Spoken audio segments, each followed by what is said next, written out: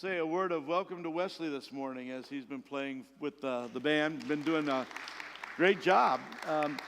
He's been practicing with them for several Sundays, and today took the leap and said, hey, I want to be a part. So we're so glad for him. We appreciate him so much.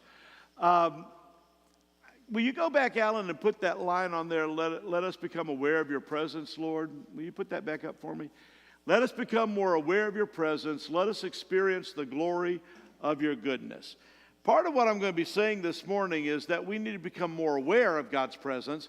And as we become more aware of God's presence, then we experience the glory that comes with that. And glory in the Bible has often been associated with fire. Shekinah glory in the Old Testament was the phrase that was used to describe the pillar of fire that would lead the Israelites during the daytime.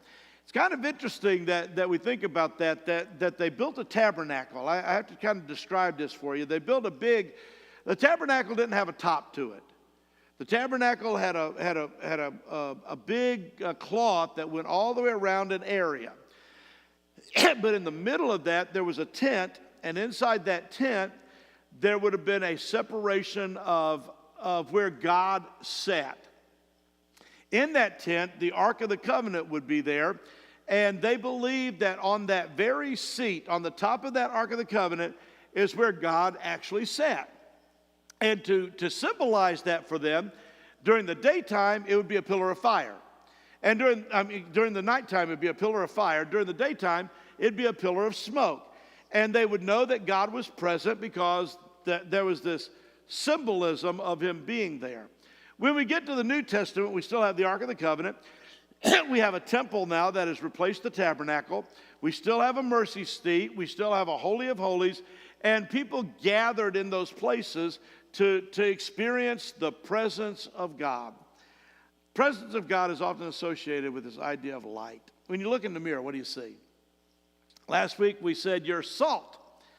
This week when you look in the mirror, you should hear Matthew 5, verse 14. You are the light of the world. Now, I want us to pause there for a moment and understand some things about what Matthew might be saying to us. Matthew seems to be saying that we're the light of the world. I'm not sure that that's exactly what Matthew intended to say to us, because in several of the other gospel writers, it's made extremely plain that Jesus was the light of the world. Jesus often referred to himself, I am the light of the world. Okay? He is the brightness that shines in our darkness. So one of the things that I believe Matthew might have been saying to us is that we are the reflection of the light in the world. That we reflect his light, that his light is in us, and that we represent Jesus as the light of the world as we look into the world around us. So therefore we become light. What does it mean to become light? I want to say three things that I come from this passage. We're using just verse 14 as our text, but we need to read the next three verses if we're to understand what that means. A city set on a hill cannot be hidden, verse 14. Nor does anyone light a lamp and put it under a basket, but on a lampstand, and it gives light to all who are in the house. Let your light shine before men in such a way that they may see your good works and glorify your Father who is in heaven. First and foremost, being light means that we are reflective of something, that we are reflecting a light that's in us. There's several images that come to mind for me, but I like the one of Acts chapter 2 where the disciples are all together. They're in an upper room, and they're waiting. They don't know what they're waiting for. They just know they're waiting. Jesus said, go there and wait. And so they're waiting, and it says that they're all together, they're in one accord, they're praying, they're waiting, and all of a sudden, like a mighty rushing wind, the Holy Spirit comes into their lives. The body of Christ becomes alive at that point. That which is going to represent God and Jesus into the world is now coming to life. But how is it symbolized? Tongues of fire above their heads. You know what that looks like to me? A candle. We're to be a candle. We're to be a light. We're to be reflective of the Holy Spirit that lives within us. Many of us have chosen to live in darkness even though we have the light inside of our lives. There are so many things in our world that causes us to be dark, causes us to be negative, causes us to be bound up in those dark places. And if we're not careful, the light's still shining, the light's still there, but it's not as bright in the world as it needs to be. And we need to understand that we're reflecting something far beyond ourselves. If I was the light of the world, at times it would get very dim. If I were the light of the world, there'd be times when people would look at me and say, I don't understand. But if we're reflecting the light of Jesus in our world, if Jesus is the one who shines in the darkness and drives the darkness away, then my life should draw people to that Christ, not to me. It should be a reflection of the one who literally punches holes into our darknesses. I like that phrase, and I'll never forget. Uzo Ademba one day came to me and he said, you preached to me this morning. And Uzo is doing a lot of things in Nigeria, and he came in and he said, when you said you punch holes in the darkness, God spoke to me. And I asked him, what did you hear? What has changed? What's happening? He said, I was planning to build some things in Nigeria, and I moved it to the coast, to the big city. I moved it to the place that it would be safe. I moved it to the place where it would be visible. I planned to build it in a place where it was bright. But there are dark places in Nigeria, and I now know that I need to move closer to the darkness and not closer to the light. I thought, wow. Why, Uzo? You said it. I have to be punching holes in the darkness. Too many of us can't let our light shine because we're living in lit up areas. We're living in places where people all have their light shining. We live in the church. We live with church people. We live in that community. And sometimes we very seldom cross over the threshold into a place of darkness. Can you imagine Jesus leaving glory, leaving heaven, leaving his presence with God? Think about that for a moment. How does heaven describe to us? There's no need for the sun. You remember that passage? Because God lights it up. Can you imagine leaving that kind of brightness and coming into our world?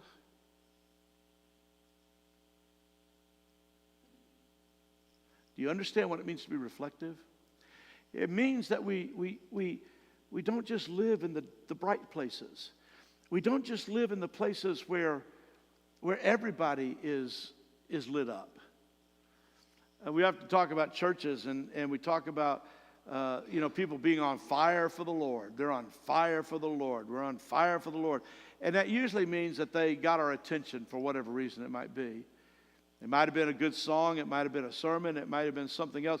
It might be somebody that's just so excited about his faith, he can't stand but tell it everywhere he goes.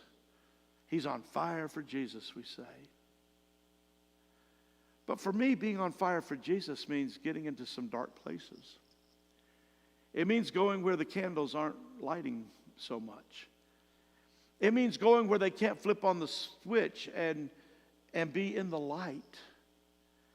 It means going to places where people are hurting. It means going to places where people are still struggling with sin. Going to places where people feel like their lives are nothing but dark. Where do we find those people? We can find them in a lot of different places. Often in your own neighborhood. Often your next door neighbors. Sometimes those people who are still living in darkness are found in places that you and I would think to be unchristian to even go.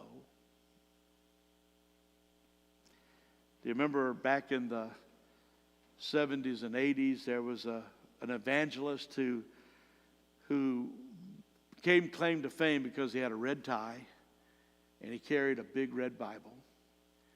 And he declared himself the chaplain of Bourbon Street.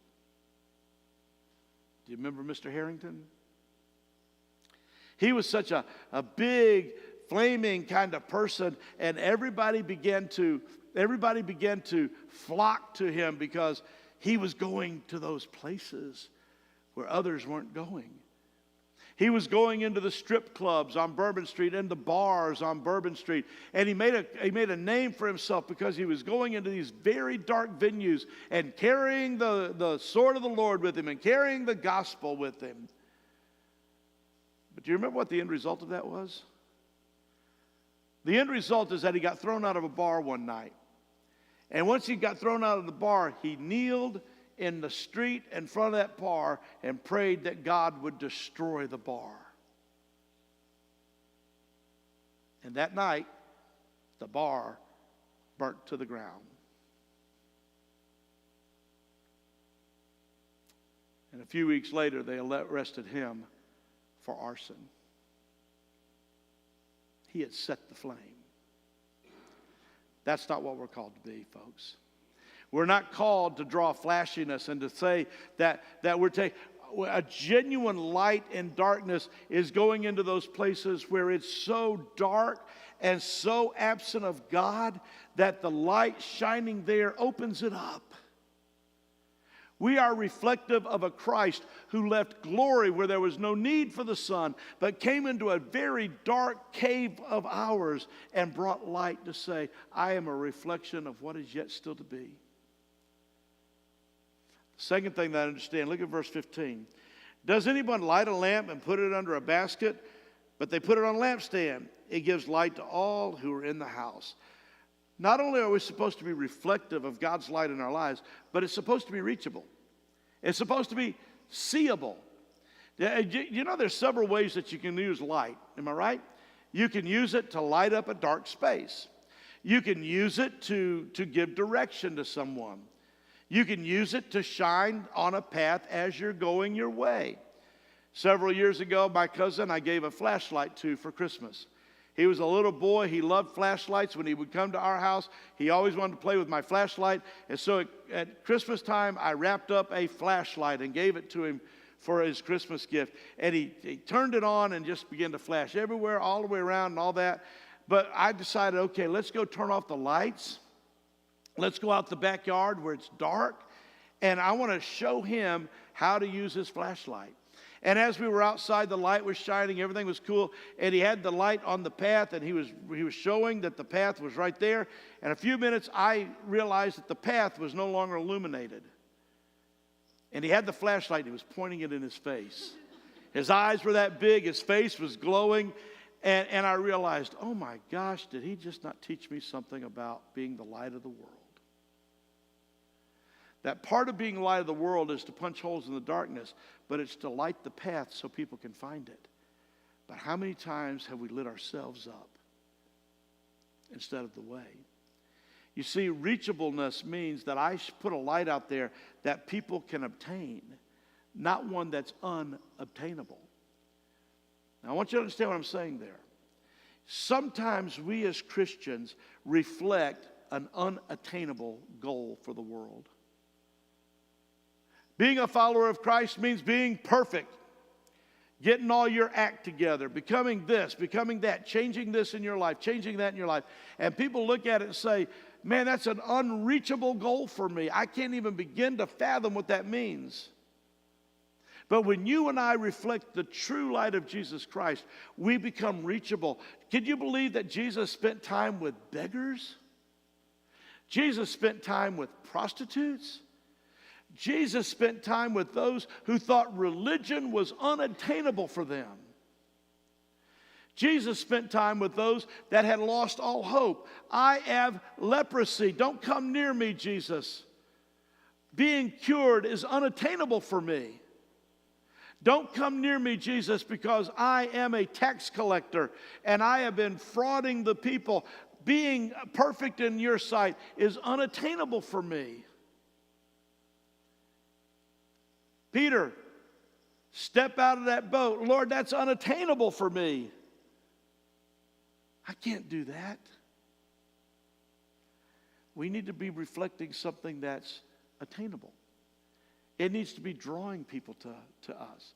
I don't want anybody to believe that being a pastor of a church or being a Christian means that I have reached perfection. I haven't. But sometimes the church is no longer attainable. As a matter of fact, we're starting to build walls around ourselves to keep those who are like us inside and those who are not like us outside. A man owned a castle one day. The castle was lit by torches that went all through the castle. There was no electricity, no running water. Prior to that day, it was the most beautiful castle in all of that area. And at nighttime, the torches would light up. And it was almost inviting people just to come see what the castle looked like. One of the greatest tours of that castle was a nighttime tour when you could go to the outside and see the castle lit up in this natural light of its torches. I like driving through Roswell and see these people that have all that architectural light and they light up their houses at nighttime. I have a flashlight propped up on my front porch. That's what you get when you come to my house. I think it's just amazing. It's wonderful. And these beautiful homes that are in the millions of dollars, and people are just, and I drive by, and you know what I want? I want a house like that, lit up at nighttime like that. That's why I got the flashlight on the front porch. The castle was beautiful. But then they started letting people walk around the castle. And people thought the castle was so beautiful that they began to take pieces of rock away from the castle. And they would take those rocks home with them in remembrance of that beautiful, beautiful castle that they had seen. And it wasn't long, the owner of the castle realized that his castle was deteriorating because people were taking the rocks from around it. And so he said to the keeper of the castle, a man he had hired, I said, we want to make sure that the castle remains intact. Build a wall all the way around the castle and make sure that people can't come near it anymore. And so the caretaker set about to build a wall around the castle. He always reported back to the homeowner, I'm about halfway finished. It won't be long and I'll have a wall all the way around the castle. And what the homeowner didn't realize, the castle owner didn't realize, is that the only material that he could find were the stones that the castle was built of. So he was taking from the castle and building a wall. Eventually he had a beautiful wall. It kept people out, but there was no longer anything to see. The lights of the castle had gone out. Folks, we have the most glorious, glorious opportunity.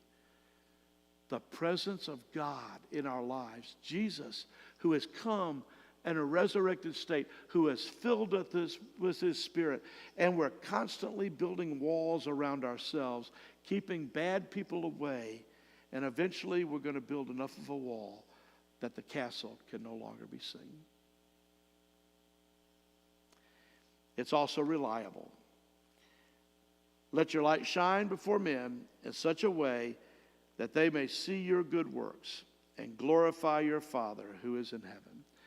What makes your light reliable? 3 things that makes your light reliable. First of all, it can be seen. If you do not have the light of Christ in your life, it's impossible for you to reflect that light. That light cannot be seen if you're absent of Jesus in your life. Second thing that I'll say to you is that it reflects good works.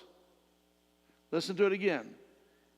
Let your light shine before men in such a way that they may see your good works. When we're reflecting Christ, when we're inviting people to come to the light, what is it that they see? Do they see us being always negative and destructive, or do they see the good things that we do in our lives? I'm amazed at some people that we read about who have reflected Christ in their lives totally.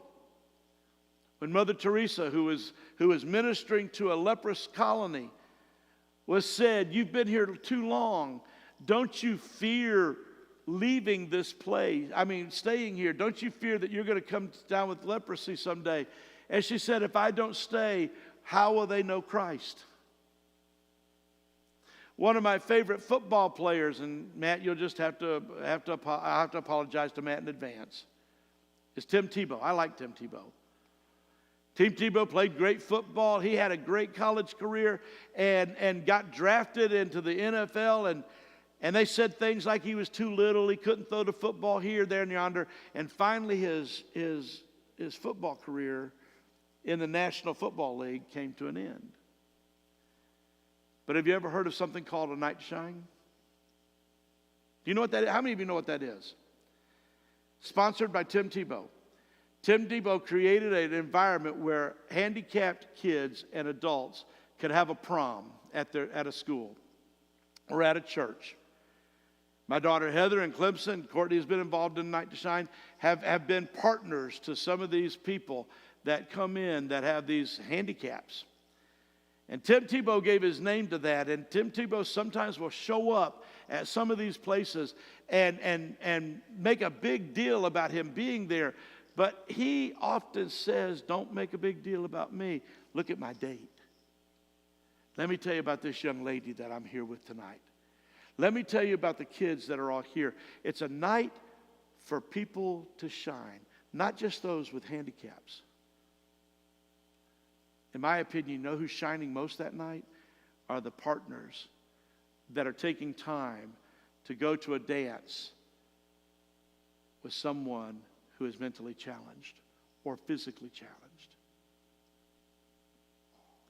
They dress up, but they often are talking about, look at my date. Look at how pretty she is tonight. Look how handsome he is in that tuxedo. And they're doing something that's good. I like the title, A Night to Shine. I just think that's a wonderful title. How many nights do we shine? How many nights are we so reliable that the light that we produce is going to be there no matter what? But what if the wind blows, Pastor? Let your light shine. What if it rains so hard? Let your light shine. What if the world gets totally dark around me? Let your light shine. We need to be so reliable that there's absolutely nothing that will overcome the darkness in our lives, because Christ went through windy times. He went through rainstorms. He died on a dark place called a cross, but his light never went out. When it says you are the light of the world, we reflect that. We reflect that we are so aware of the presence of God in our lives that we're going to let our good works show.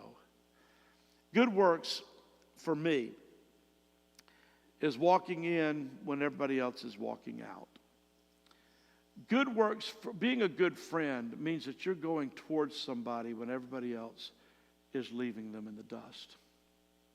Good works means that you're going to shine light in the darkness, even though the rest of the world says it's not worth shining your light there. Be reflective. You're not reflecting yourself. You're not the light. You reflect the light of Jesus. Be reachable. Put it up there on a lampstand and invite people to come to the light. Make it appealing. I don't think that we sell ourselves short on our theology. We don't sell ourselves short on our morals, but we have to learn that we cannot drive people away. We're there to draw people to us. And last but not least, let it be reliable. You can't be a light that goes out every little bit. I have a server that produces at my house. It's my television and it's my internet. And I can pretty well rest assured that if it rains hard enough, that service is gonna go out. But it always gives me a warning. It blinks. And I know to go get the candles ready. You know, I know that the lights are about to go out at my house. And sometimes everything just goes dark. Unexpected. TV's off. Internet's off. Means to communicating the outside of the world has come to an end. You can't watch television. You can't send an email. You can't YouTube. You can't do anything. And you're sitting there in the dark. And sometimes those are some of the most meaningful times. When you turn the light on, turn the candle on, and just reflect on that for a moment. Folks, unexpectedly, darkness comes. Unexpectedly, the lights go out. Unexpectedly, the storm hits your life, and all of a sudden you realize, man, I'm being swept into a dark area of my life. Don't let your light go out. Don't let your faith be diminished. Don't allow someone to cover it over. You just keep shining your light. One of the things that Jesus did in reminding us how reflective we are is one night around a table with his disciples. And you'll be reminded that they sat around a big table and they had a couch. And they would lay on that couch and they would put their elbows on the table and they would relax and they would share. Jesus saying to his disciples, I want to share one more Passover with you. And it became the most significant Passover because Jesus took some bread and he broke it. And he passed it around the table to his disciples. Unlike the painting of Leonardo da Vinci, where all of them were on the same side of the table, they probably had a big circular thing. And Jesus probably could look at every one of them as the bread was being passed. And he said, that's my body. I'm not sure they understood that, but they would.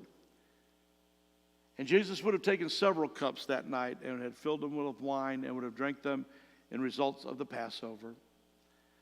But then he came to the cup of redemption and he poured it and he said, this is my blood, which is shed for you. It's a new covenant that I'm making with mankind. Today we reflect that. We let it be seen. We moved our table up here so that it could be a lampstand. It's reliable. The story around this table is as reliable today as it was on the day that Jesus lit the candles on the table and said to his disciples, this is my body and this is my blood.